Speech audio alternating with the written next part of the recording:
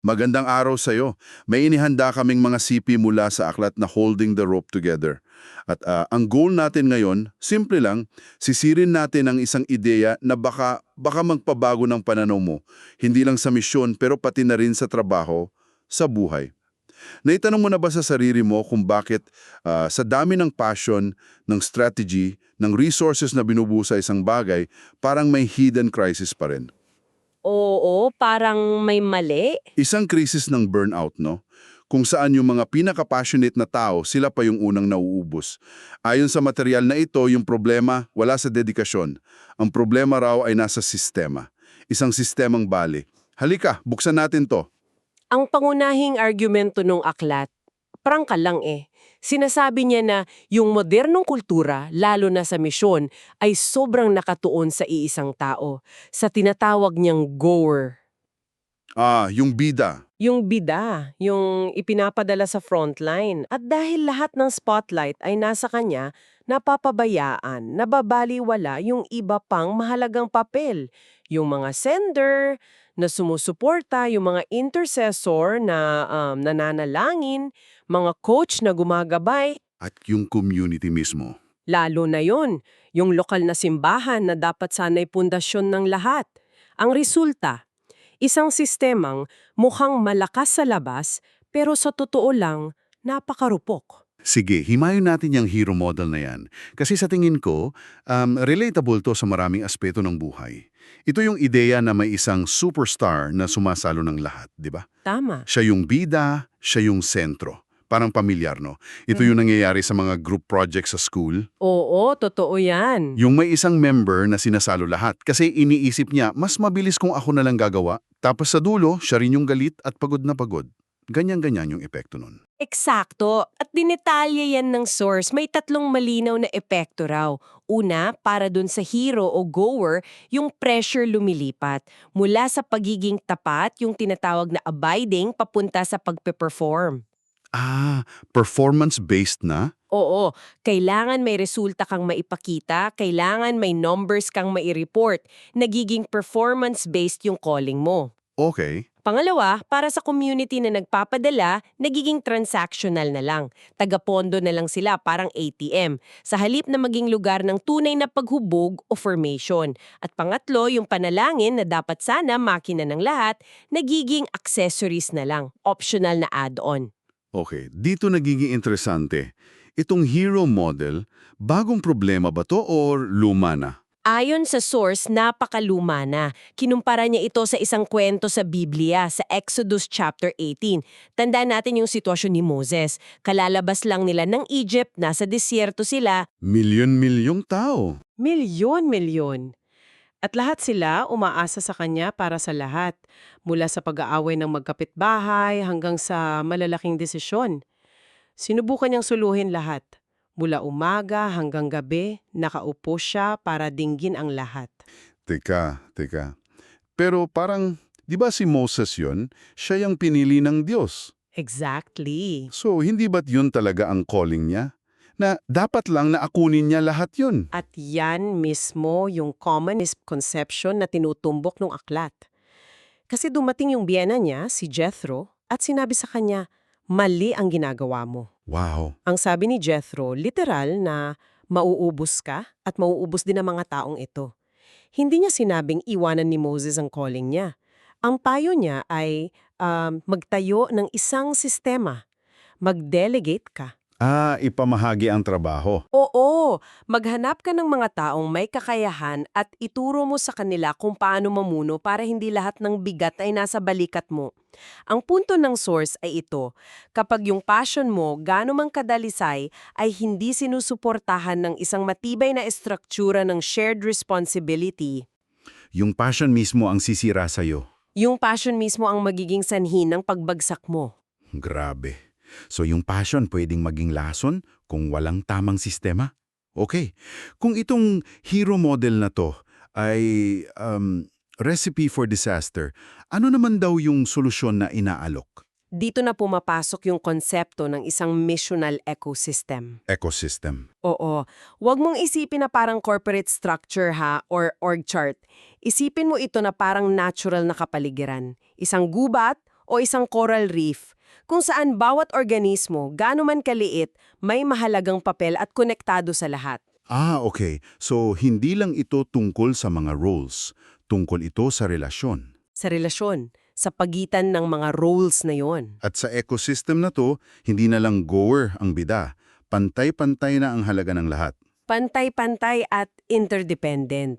Nandyan pa rin, siyempre, yung mga goers, sila yung nasa frontline, yung mga kamay at paa, pero kasing halaga nila yung mga senders. At kailangan nating i-redefine yan eh. Ang pagiging sender, hindi lang simpleng pagbibigay ng pera. Hindi transactional. Hindi. Kasama dyan ang emotional support, ang pag-check-in, ang pag-alala sa birthday nila, ang pagiging active na partner talaga. Relational siya. Gets. At may iba pa. Oo, nandyan yung mga intercessors na inilalarawan ng aklat bilang air support. Air support. Sila yung nakikipaglaban sa espiritual na paraan. Meron ding mga coaches, yung mga Jethro sa buhay ng mga Moses. Sila yung nagbibigay ng wisdom, gabay, accountability. At sa gitna ng lahat ng ito, na parang lupa kung saan tumutubo ang lahat, ay ang lokal na simbahan o community. Siya yung sentro ng paghubog, pagpapadala at pagtanggap pabalik. Sa modelong ito, kung mawala ang isa, apektado ang lahat.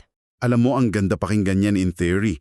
Pero baka isipin ng iba, nako, isa na namang bagong strategy, bagong model, bagong program. Galing ba ito sa isang business book o bago talagang idea? Dito, dito siya nagiging fascinating. Kasi iginigiit nung may akda na hindi ito bago. Ito raw ay pagbabalik loob. Pagbabalik? Saan? Koinonia. Madalas itong isalin bilang fellowship, pero ang mas malalim na kahulugan nito ay partnership o joint participation. Partnership. Oo. Nung sulatan niya yung simbahan sa Filipos, tinawag niya silang partners niya sa ebanghelyo. Kahit kailanman ay hindi sila sumama sa mga paglalakbay niya. Ibig sabihin, para kay Pablo, yung mga taga-Filipos na nagpapadala ng suporta at nananalangin ay kasama niya sa misyon. So hindi lang sila supporters. Hindi. Kundi partners talaga. Partners. At makikita rin natin yan sa Acts chapter 13. Hindi lang basta nag-impake at umalis sina Pablo at Barnabas. Ang nakasulat, habang yung community ay nananalangin at nag-aayuno, sinabi ng banal na espiritu na ibukod sila. Pagkatapos, ipinatong ng community yung mga kamay nila sa kanila at saka sila ipinadala. Mayroong corporate discernment, may support. May basbas ng community. May basbas. Pero yung pinakamalakas na analogy na ginamit ng aklat ay yung katawan mula sa 1 Corinthians 12. Wow, yung comparison sa 1 Corinthians 12, ang lakas nun. Kasi ang dali talagang isipin na yung nasa frontline pinakamahalaga, pero yung sinasabi mong hindi mo pwedeng sabihin sa mata na hindi mo kailangan ng kamay, Oo. that really reframes everything. Ang kamay na nasa frontline, walang silbi kung walang mata na nagbibigay ng direksyon mula sa malayo o paa na nagdadala sa kanya doon. Kundi yung mga bahaging tila mahina, Sila pa yung mahalaga. sila pang ang pinakamahalaga. Sa konteksto niyang misyon, baka yung intercessor na hindi nakikita ng marami. Yan ang siyang pinakamahalagang bahagi. Oo, sila yung pinakapundasyon ng buong ecosystem. Okay, dito medyo lumalalim yung usapan. May isa pang distinction na binigyan ng diin sa mga sinuri nating sipe. Ito ay ang pagkakaiba ng motion o pagkilos sa movement o tunay na paggalaw. Alam mo yung feeling na sobrang busy ka, sunod-sunod ang meetings, ang daming checks sa to-do list mo, pero pagdating ng Biyernes, napapaisip ka. Ano bang nangyari? Ano nga ba talagang tunay na nangyari? May umusad ba talaga? Parang tumakbo ka lang sa treadmill, pagod ka, pero nasa parehong lugar ka pa rin. I think yan yung tinutukoy ng aklat na motion. Ama, ang motion ayon sa aklat ay activity, business, mga proyektong gawa ng tao. Nakasentro sa galing natin, sa plano natin, sa effort natin. Pwedeng magandang intensyon, pero human-driven ito. Sa kabilang banda, ang movement ay isang bagay na pinasimulan ng Diyos. Hindi ito kayang i-manufacture. Hindi ito resulta ng isang magandang strategy session. Ito ay resulta ng pagsunod. Pwede mo ba kaming bigyan ng halimbawa para mas maging malinaw yung pagkakaiba niyan? Okay, ang ginamit na prototype ng aklat para sa isang sacred project na puro motion ay yung Tower of Babel. Ah, Babel. Tandaan natin yung kwento. May technology sila, paggawa ng bricks, may human resources sila, at may clear vision sila. Ano nga ang vision? Let us make a name for ourselves. Para sa sarili nila. Oo, yung motivation nakasentro sa sarili para sa kaluwalhatian ng tao.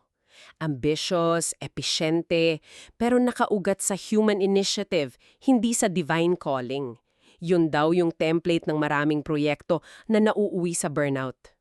So ano naman ang itsura ng isang tunay na movement? Ang modelo naman na ibinigay ay ang pagtawag kay Abraham. Walang plano, walang blueprint, walang 5-year strategic plan. Nagsimula lang ang lahat sa isang utos.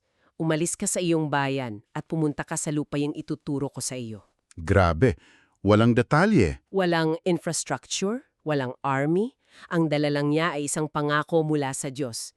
Iyon ang simula ng isang movement na humubog sa kasaysayan ng mundo. So ang pinagkaiba pala ay yung source ng initiative. Galing ba sa galing natin o galing sa isang tawag na sinusunod lang natin? Oo, at may mga katangian daw ang isang tunay na movement. Una, nagsisimula ito sa panalangin, hindi sa strategy session. Pangalawa, madalas, nagbubunga muna ito ng pagsisisi at pagbabago sa loob bago pa man magbunga ng mga resultang nakikita sa labas. At pangatlo, hindi ito kayang itaguyod ng karisma lang ng isang lider. Itinutulak ito ng presensya mismo ng Diyos. Makes sense.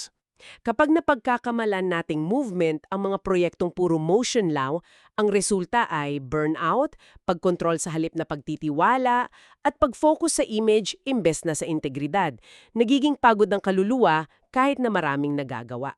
Okay, let's unpack this. Anong ibig sabihin ng lahat ng ito para sa iyo na nakikinig sa sarili mong konteksto? Kasi baka ang iniisip mo, hindi naman ako misyonaryo o wala naman ako sa NGO. Paano ito nag-a-apply sa akin? Una, at ito ay universal.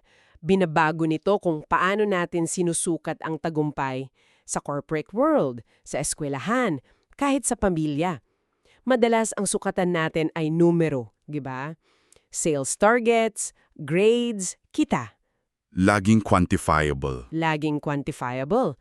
Pero ayon sa ecosystem model, ang totoong sukat ay yung kalusugan ng buong sistema.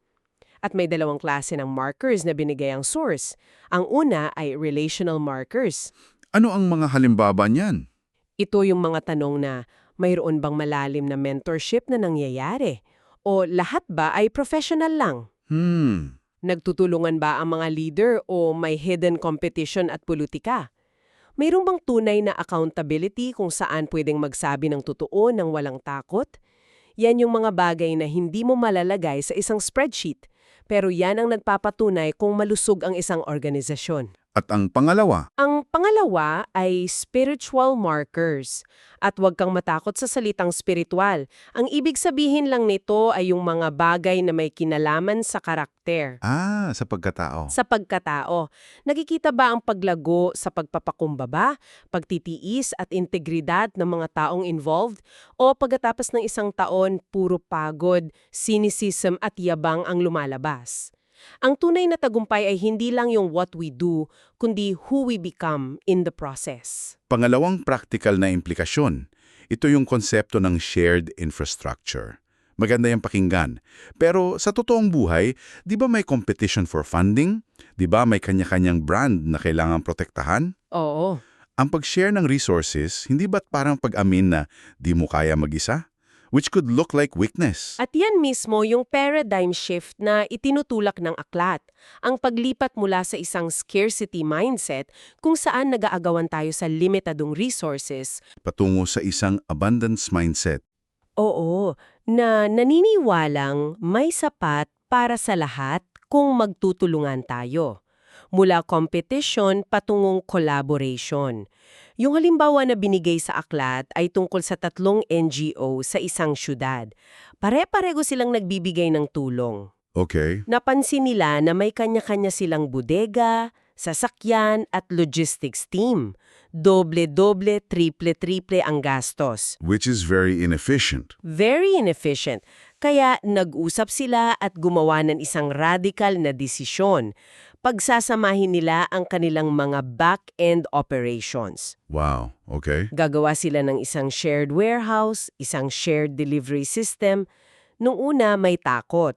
Paano yung credit? Sino ang masusunod? Pero nang ginawa nila ito, 3 bagay ang nangyari.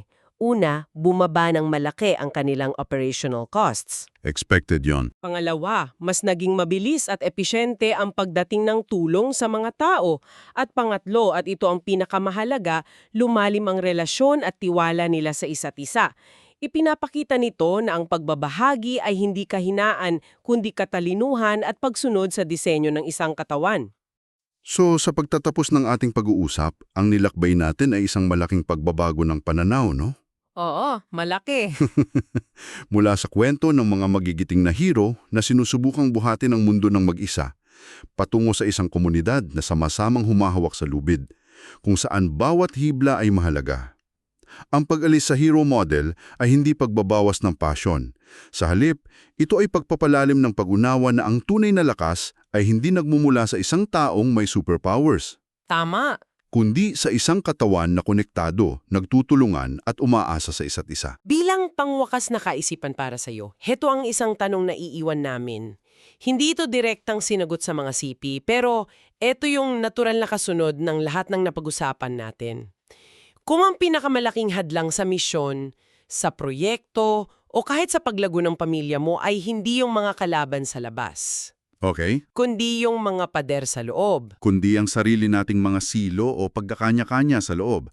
Anong isang paderang maaari mong simulang gibain ngayon? Sa sarili mong komunidad, trabaho, o organisasyon para makabuo ng isang mas matibay at malusog na ecosystem.